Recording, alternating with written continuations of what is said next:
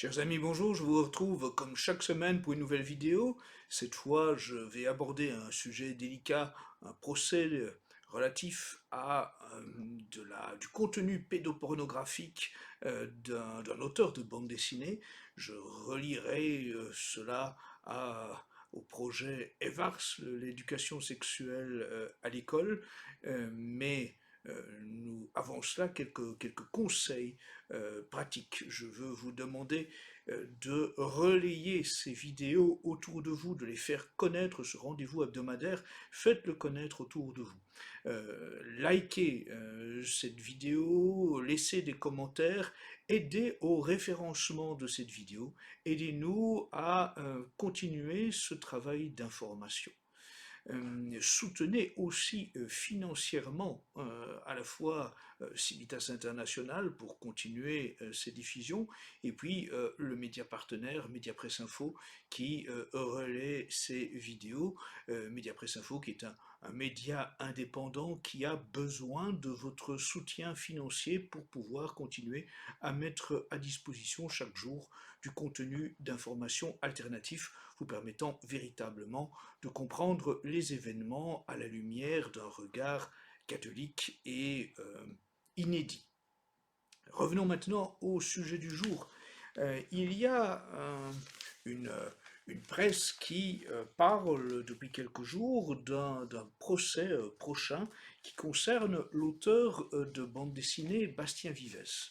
Le sujet est particulièrement délicat, mais je rappellerai d'abord que, initialement, la bande dessinée franco-belge est née dans les milieux catholiques. C'est un sujet trop oublié et sur lequel je reviendrai ultérieurement en détail, montrer comment l'histoire de la bande dessinée franco-belge est née vraiment au sein même de toute la mouvance catholique, des grandes familles catholiques qui étaient les éditeurs principaux de bande dessinée dans les années 30, 40, 50, 60.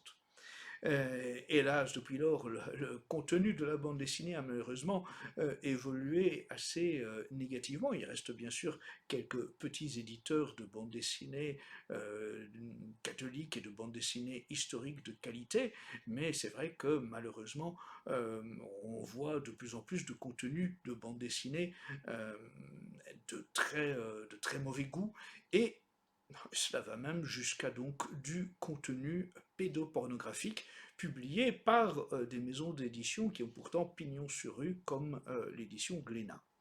Alors, l'histoire en question, il s'agit de l'auteur Bastien Vives, qui est un auteur de bande dessinée qui est régulièrement cité pour ses contenus à caractère pédopornographique. Ce qui relance l'affaire, c'est que à la suite d'une exposition qui était prévue au Festival de la bande dessinée d'Angoulême, lieu de rendez-vous important pour tout le monde de la bande dessinée, eh bien, un nouveau procès a été relancé contre le contenu pédopornographique de cette bande dessinée. De quoi s'agit-il? En fait, donc, l'auteur en question, Bastien Vives, a publié au moins trois ouvrages, trois bandes dessinées qu'on appelle pompeusement romans graphiques, qui visent à mettre en scène des images pornographiques dont les personnages principaux sont des enfants. Oui. Ces trois bandes dessinées tomberait naturellement sous le coup de la loi, en principe, de l'article 227-23 du Code pénal interdisant une représentation à caractère pornographique de mineurs. Mais dès le début de la publication, il y a de ça, je crois que la première bande dessinée est parue en 2011, si ma mémoire est bonne, les éditeurs ont tenté de contourner la loi en affirmant que ces scènes dépeintes relevaient du fantasme. Comme si, parce que c'était sous la plume d'un dessinateur, sous le trait d'un dessinateur, l'image pédopornographique n'était plus délictueuse. Et là, dans un premier temps, Bastien Vives a obtenu gain de cause devant les tribunaux. Et cela a permis à ses éditeurs de continuer à éditer et rééditer des contenus donc pédopornographiques de cet auteur Bastien Vives. C'est même avec l'un des ouvrages de Bastien Vives que Glénat, qui est pourtant un grand éditeur, a inauguré une collection qui s'appelle Porn Pop. La référence est évidente, porn pour pornographie. Donc, et collection donc de bandes dessinées pornographiques dirigée par une ex-actrice du cinéma pornographique, Céline Tran. Et pour en revenir au contenu des bandes dessinées de Bastien Vives, elles mettent en scène notamment de, de la pédopornographie, mais aussi du viol et de l'inceste. L'une des bandes dessinées met en avant un petit garçon de 10 ans qui a des relations sexuelles avec sa sœur, avec son institutrice, etc. Euh, que l'on ne dise pas que c'est de la liberté d'expression, que l'on ne dise pas que c'est de la liberté artistique. Le procès qui va avoir lieu dans les prochains mois, je crois que le procès est prévu, si ma mémoire est bonne, pour le mois de mai 2025, ce procès est plus important qu'il n'y paraît. Plus important qu'il n'y paraît parce que c'est un auteur qui bénéficie d'une impunité depuis de nombreuses années, qui donc diffuse des images pédopornographiques à travers un moyen, la bande dessinée, qui peut tomber aussi dans les mains d'enfants. Et d'ailleurs, l'auteur se félicite dans une interview, et écrit que les enfants se réjouiraient ou seraient fascinés par de telles images. Oui, fascinés peut-être, mais pour quel résultat? Pour quel résultat d'immoralité? Pour quel résultat d'impureté?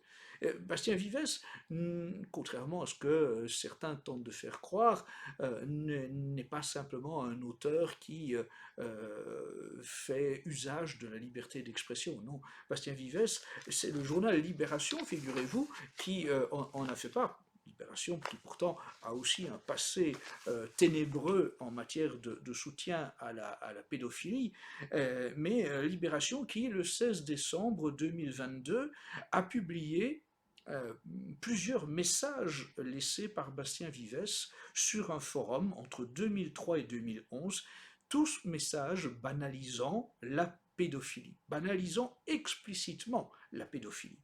Il y a même un message qui laissé par Bastien Vives, qui, sous un pseudonyme, recherche un manga pédophile dans lequel les héroïnes, si l'on peut dire, sont des petites filles de 3 et 4 ans qui ont des relations pédosexuelles, pédopornographiques. Vous voyez, à qui a-t-on affaire? Un personnage qui en réalité donc a des pensées absolument ignobles, scandaleuses, et qui pendant plus de 10 ans a bénéficié du soutien de nombre d'éditeurs, d'auteurs, d'artistes, et qui encore aujourd'hui se voit soutenu par un comité qui parle de liberté d'expression.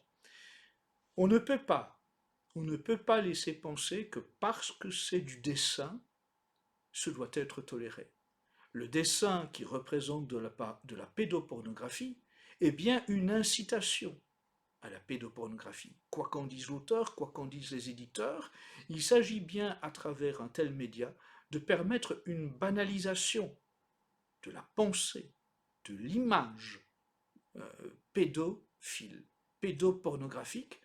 Et comment penser qu'en suscitant de l'intérêt pour des images pédopornographiques, on ne va pas faire naître ensuite, chez les personnes qui s'en régalent, des tentations supplémentaires pour passer du dessin à la photo, de la photo à l'image, et donc être bien dans la triste et scandaleuse réalité de la pédocriminalité. On ne peut pas permettre aujourd'hui, avec tout ce qu'on sait sur le développement de la pédocriminalité, on ne peut pas permettre que de telles représentations graphiques de la pédophilie, de la pédocriminalité, puissent continuer à être diffusées. Diffusées dans les librairies, diffusées par correspondance, diffusées sur les librairies en ligne, diffusées par de grands éditeurs. Non, ce doit être interdit et il faut porter une attention toute particulière à ce procès.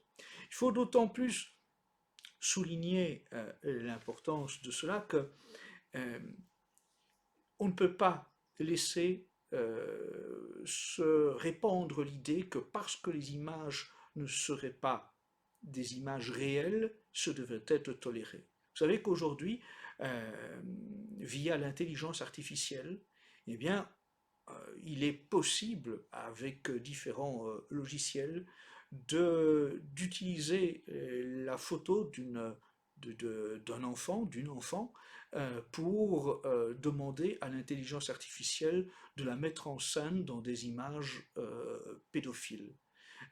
C'est un drame dont les médias ne parlent pas très souvent, mais qui pourtant a des répercussions énormes en ce moment. Vous voyez, il y a eu une étude parue aux États-Unis qui soulignait à quel point ce phénomène est en train de se répandre dans les écoles.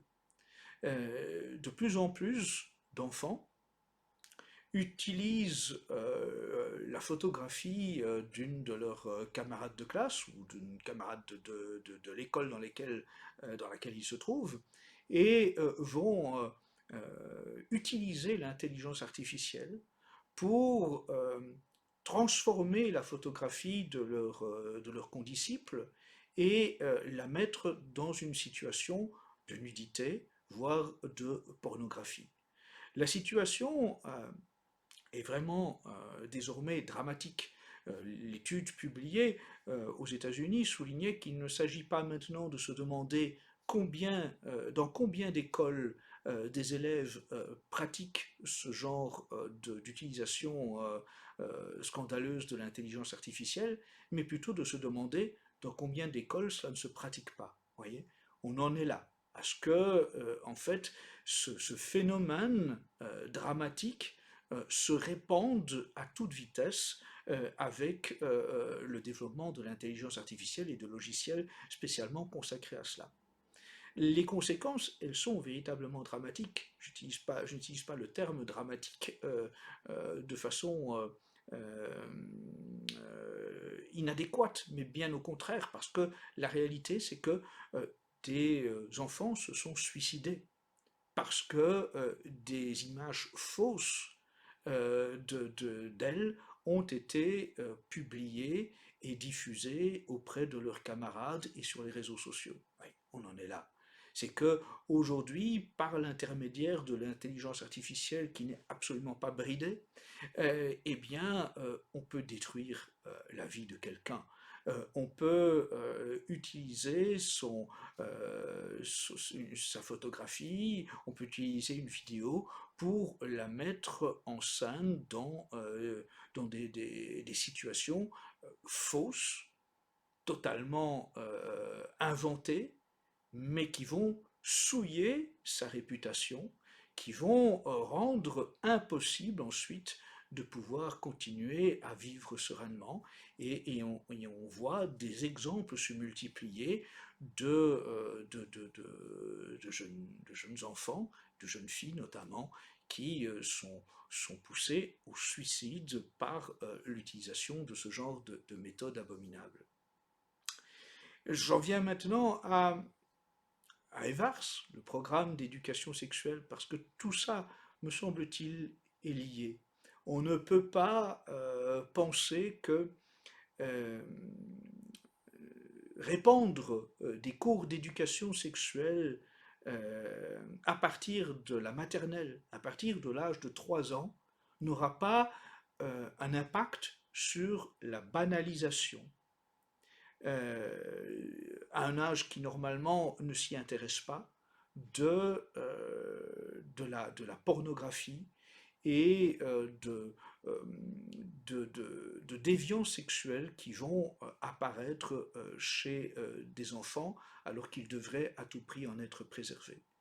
Euh, EVARS, le programme qui est donc l'espace vie affective, relationnelle et sexuelle, eh bien, il est censé parler de quoi à ces enfants selon le programme présenté en janvier 2025. Il s'agit de parler d'orientation sexuelle, et ça veut dire évidemment euh, parler à de tout jeunes enfants de l'homosexualité. Il s'agit de parler de ce qu'ils appellent l'identité de genre, et donc laisser penser à de jeunes enfants que leur réalité biologique peut être modifiée, laisser penser à de tout jeunes enfants que, comme un jeu, comme dans un jeu, comme dans un moment de carnaval où on se costume, un petit garçon peut devenir une petite fille, et une petite fille pourrait devenir un petit garçon. Sauf qu'à partir du moment où on met ça dans la tête des enfants, on sait que cela va ensuite être exploité par des idéologues qui vont proposer à ces enfants ben, ce qu'ils appellent des changements de sexe, par des traitements hormonaux d'abord, puis à des chirurgies ensuite, qui vont rendre ces enfants euh, d'abord stériles, et puis ensuite qui vont les charcuter et leur faire vivre un refus du réel qui va ensuite les laisser dans le plus grand désarroi pour le reste de leur vie. Et on voit bien qu'il y a là aussi énormément de suicides et de tentatives de suicide qui ont lieu après des changements d'identité de genre selon leurs termes. Le cours EVARS veut également, évidemment, mais oui, parler de sexualité numérique et enseigner à de tout jeunes enfants. Songez, à partir de 7 ans, on va apprendre à des enfants dans quelles conditions ils devraient se prendre en photo et partager des photos de nus auprès d'un entourage qu'ils auraient choisi. Mais où va-t-on? Quoi donc? Des enfants de 7 ans seraient naturellement amenés dans des circonstances acceptables à se photographier nus et à partager un tel contenu avec des personnes de leur choix. Comment est-il possible que on enseigne cela dans des écoles? C'est un scandale, c'est une abomination. C'est une abomination qui se réalise sous le couvert de l'approbation de l'Organisation mondiale de la santé, qui, depuis des années maintenant, œuvre à pervertir les enfants dès le plus jeune âge, à leur apprendre, à l'heure où ils devraient être en train de jouer à la poupée, aux petites voitures ou aux petits soldats, à leur apprendre des pratiques sexuelles contre nature, à les y encourager, à encourager ces enfants à tester des pratiques sexuelles contre nature. Oui, il s'agit d'une entreprise de perversion à grande échelle. C'est un scandale, c'est une abomination. Et aucun de nous n'est exempté du devoir de se battre contre cette abomination. En particulier, tous les parents, tous les grands-parents doivent prendre conscience de la gravité de la situation et ne pas laisser aux enseignants et aux directions d'école le soin de d'éduquer leurs enfants à une sexualité qui, en plus d'être inappropriée à leur âge, conduit à des pratiques d'inversion des mœurs, à des pratiques perverses. Il faut, parents et grands-parents, que vous ayez ce souci de préserver vos enfants. Veillez sur vos enfants. Regardez attentivement le contenu de ce qui se passe à l'école, les cours Evars, et ce qui pourrait être, disons, relié à ces cours Evars. Soyez attentifs à tout ça. C'est un sujet sur lequel je reviendrai très prochainement avec des invités, parce que ce sujet-là, il faut vraiment le suivre de près. Nous ne pouvons pas admettre que l'éducation nationale projette nos enfants dans un univers de perversion. Nous avons besoin de vous pour mener ce combat. Rejoignez Civitas International, soutenez-nous, soutenez aussi le média partenaire Média Presse Info, soutenez financièrement Civitas International et Média Presse Info pour mener le bon combat de la réinformation et de l'organisation des parents, avec bien d'autres mouvements qui existent d'ores et déjà. Il faut, parents, grands-parents, que vous preniez en main la défense de vos enfants. À très bientôt.